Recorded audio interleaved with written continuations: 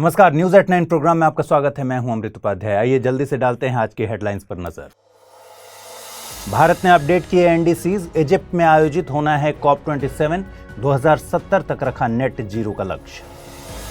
Supreme court ने गृह मंत्रालय से मांगी जानकारी। क्रिश्चियन समुदाय पर हमले का आरोप, सरकार ने नकारे दावे। और 14वें इंडिया यूएई ज्वाइंट कमीशन की बैठक हुई संपन्न। ग्रेट इंडियन बस्टर्ड और लेसर फ्लोरिकन को लेकर भी हुआ समझौता। दोनों देशों के पुराने संबंधों को मजबूती देना है मकसद। खबरों की शुरुआत करें उससे पहले मैं एक बार फिर आपको याद दिला दूं कि अगर आप इस बुलेटिन को पीडीएफ फॉर्मेट में पढ़ना चाहते हैं तो अमृत उपाध्याय 007 टेलीग्राम चैनल पर जाइए, जहां इसकी पीडीएफ रोजाना अपडेट होती है। आइए खबरों को शुरू करें। 27वीं इंटरनेशनल क्लाइमेट कॉन्फ्रेंस से पहले भारत ने जलवायु परिवर्तन से निपटने के लिए क्लाइमेट फ्रेंडली समाधान अपनाने की बात कही है। हाल ही में भारत के पर्यावरण मंत्रालय ने पेरिस समझौते के तहत अपडेटेड एनडीसीज यानी नेशनली डिटरमाइंड कॉन्ट्रीब्यूशंस सबमिट कर दिए हैं। गौरतलब है कि COP26 यानी COP26 में प्रधानमंत्री नरेंद्र मोदी ने 5 नेक्टर एलिमेंट्स की घोषणा की थी। इन्हें पंचामृत नाम दिया गया है। इन्हें ही भारत के इन्हेंस्ड क्लाइमेट टारगेट्स के तौर पर घोषित किया गया है। इसमें 5 लक्ष्य रखे गए हैं। पहला लक्ष्य है भारत 2030 तक अपनी जीवाश्म रहित ऊर्जा क्षमता को 500 गीगावाट तक पहुंचाएगा। दूसरा है भारत 2030 तक अपनी 50% ऊर्जा जरूरतें रिन्यूएबल एनर्जी से पूरी करेगा। तीसरा लक्ष्य है भारत अब से लेकर 2030 तक के कुल प्रोजेक्टेड कार्बन एमिशन में 1 अरब टन की कमी करेगा।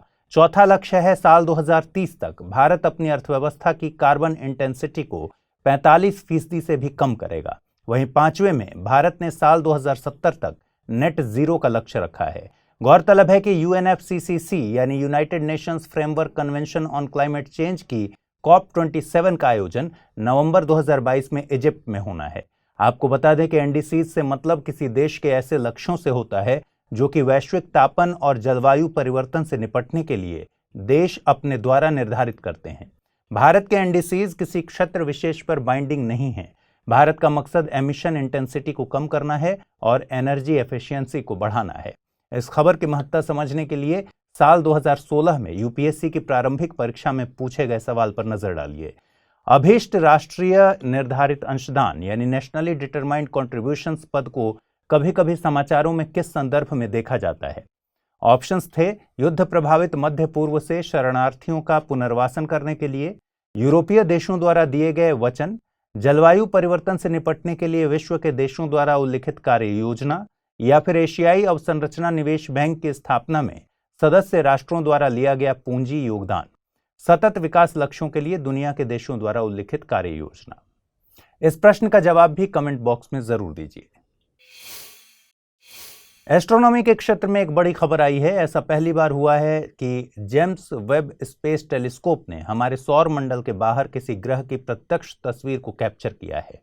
यह घटना इतनी महत्वपूर्ण है कि वैज्ञानिकों ने इस घटना को परिवर्तनकारी क्षण कहा है। सौर मंडल के बाहर स्थित ग्रह को एक्सोप्लैनेट या एक्स्ट्रा सोलर ग्रह कहते हैं। इस एक्सोप्लैनेट का नाम HIP 65426b है। National aeronautics and space administration NASA ने कहा कि यह ग्रह बृहस्पति के भार का लगभग 6 से 12 गुना है। यह एक्सोप्लैनेट हमारे सौर मंडल में बृहस्पति जैसा ही एक बड़ा गैसीय ग्रह है। यह एक्सोप्लैनेट अपने सूर्य से पृथ्वी की तुलना में लगभग 100 गुना अधिक दूर है। मतलब ये कि इस ग्रह की सतह चट्टानी नहीं है और यह रहने के लायक नहीं हो सकता है। अंतरिक्ष में रहने योग्य क्षेत्र को गोल्डीलॉक्स जोन कहते हैं। यह सूर्य के चारों तरफ का वो क्षेत्र होता है जहां किसी ग्रह की सतह न तो बहुत ठंडी और न ही बहुत गर्म होती है, ताकि उस ग्रह पर जीवन की संभावना बन जाए।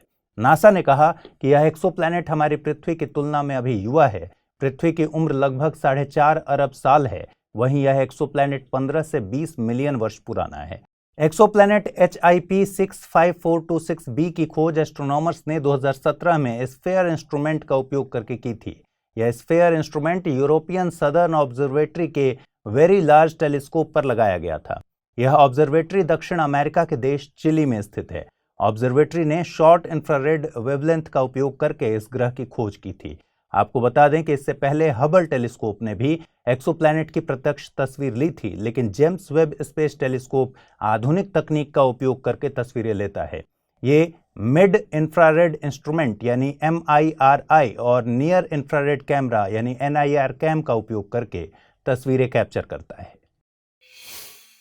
इधर सुप्रीम कोर्ट ने गृह मंत्रालय से 8 राज्यों से सूचना मांगने के निर्देश दिए हैं। ये सूचना क्रिश्चियन समुदाय और उनकी संस्थाओं पर किए जा रहे हमलों को लेकर है। इसमें FIR, चार्जशीट, अरेस्ट आदि से संबंधित सभी जानकारियां मांगी गई हैं। दरअसल कोर्ट में दायर एक याचिका के मुताबिक क्रिश्चियन समुदाय और उनकी संस्थाओं को टारगेट करके हमले किए जा रहे हैं। इन 8 राज्यों में बिहार, हरियाणा, छत्तीसगढ़, झारखंड, ओडिशा, कर्नाटक, मध्य प्रदेश और उत्तर प्रदेश शामिल हैं। इन राज्यों को गृह मंत्रालय में वेरिफिकेशन रिपोर्ट सौंपनी है। इसके बाद ही गृह मंत्रालय सुप्रीम कोर्ट में एफिडेविट दायर कर सकेगा। हालांकि केंद्र द्वारा जारी प्राथमिक एफिडेविट में केंद्र ने इन दलीलों का खंडन किया था। केंद्र के मुताबिक मामूली आपसी विवादों को भी रिपोर्ट्स में सांप्रदायिक विवाद के तौर पर दिखाया गया है। आपको बता दें कि सांप्रदायिकता का ब्रॉड सेंस होता है कि व्यक्ति का अपने धर्म या समुदाय से मजबूत लगाव हो, लेकिन प्रचलित अवधारणा के मुताबिक सांप्रदायिकता से मतलब उस संकीर्ण मनोवृत्ति से है जो धर्म और संप्रदाय के नाम पर पूरे समाज तथा राष्ट्र के व्यापक हितों के विरुद्ध व्यक्ति को केवल अपने व्यक्तिगत धर्म के हितों को प्रोत्साहित करने तथा उन्हें संरक्षण देने की भावना को महत्व देती है। भारत एक विविध धर्मों वाला देश है। विभिन्न धर्मों के लोगों में सांप्रदायिकता के चलते तमाम सामाजिक समस्याएं खड़ी होती हैं। कई दावों के मुताबिक इसे राजनीतिक टूल के तौर पर भी प्रयोग किया जाता है। भारत और UAE ने एक कल्चरल काउंसिल फोरम को गठित करने के लिए मेमोरेंडम ऑफ अंडरस्टैंडिंग पर हस्ताक्षर किए हैं। इसके जरिए भारत और UAE संबंधों को मजबूती प्रदान की जाएगी। समझौता UAE के विदेश मंत्रालय और ICCR यानी Indian council for cultural relation के बीच किया गया है। यह समझौता 14वें इंडिया UAE ज्वाइंट कमीशन की बैठक के दौरान हुआ। इसके अलावा दोनों देशों के बीच ग्रेट इंडियन बस्टर्ड और लेसर फ्लोरिकन के संरक्षण के लिए भी समझौता किया गया। यह समझौता wild life institute of India और international fund for houbara conservation for the conservation of the great Indian bustard and the lesser florican के बीच किया गया है। आपको बता दें कि UAE यानी संयुक्त अरब अमीरात मध्य पूर्व में अरेबियन प्रायद्वीप पर स्थित एक देश है जिसकी राजधानी अबू धाबी है। यह 7 अमीरात Abu Dhabi, Dubai, Sharjah, Ajman, Al Quwain, Ras Al खैमा और फुजैरा से मिलकर बना है। इसके उत्तर में पर्शियन गल्फ है और पूर्व में ओमान की खाड़ी है। आइए जल्दी से देखते हैं आज क्या क्या सवाल बन सकते हैं। पहला सवाल है, हाल ही में भारत ने ग्रेट इंडियन बस्टर्ड और लेसर फ्लोरिकन के संरक्षण के लिए किस देश के साथ समझौता किया है? ऑप्शंस हैं फ्रांस, नेपाल, भूटान या फिर UAE। अगला सवाल है, निम्नलिखित कथनों पर विचार कीजिए। COP27 का आयोजन इजिप्ट में किया जाना है। भारत ने साल 2070 तक नेट जीरो का लक्ष्य रखा है। नीचे दिए गए कूटों का प्रयोग कर सही कथन का चुनाव कीजिए। केवल एक, केवल दो, एक और दो दोनों, या फिर न तो एक न ही दो। आइए अब देखते हैं कल जो सवाल मैंने पूछे थे उनके सही जवाब क्या हैं। पहला सवाल मैंने पूछा था, सतत विकास लक्ष्य 5 संबंधित है लैंगिक समानता, नवीकरणीय ऊर्जा, स्वास्थ्य या फिर शिक्षा से। इसका सही जवाब है ऑप्शन ए, लैंगिक समानता। दूसरा सवाल मैंने पूछा था, निम्नलिखित कथनों पर विचार कीजिए। अमोनियम नाइट्रेट को भारत में उर्वरक के तौर पर वर्गीकृत किया गया है। असम राइफल्स को friends of north east people कहा जाता है। उइगर मुस्लिम चीन में अल्पसंख्यक हैं। नीचे दिए गए कूटों की सहायता से गलत कथन या कथनों का चुनाव कीजिए। केवल एक, केवल 2 और 3, केवल 2 या फिर केवल 3। इस प्रश्न का सही जवाब है ऑप्शन ए, केवल 1। तो उम्मीद है आज पूछे गए सवालों का जवाब भी आप कमेंट बॉक्स में जरूर देंगे। ये कार्यक्रम आपको कैसा लग रहा है इस पर भी अपनी टिप्पणी दीजिए कमेंट बॉक्स में।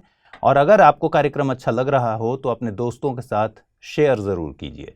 कल रात पूरे हफ्ते के कंपाइलेशन के साथ आपसे मुलाकात होगी। अपना ख्याल रखिए, ठीक से पढ़ाई कीजिए। नमस्कार।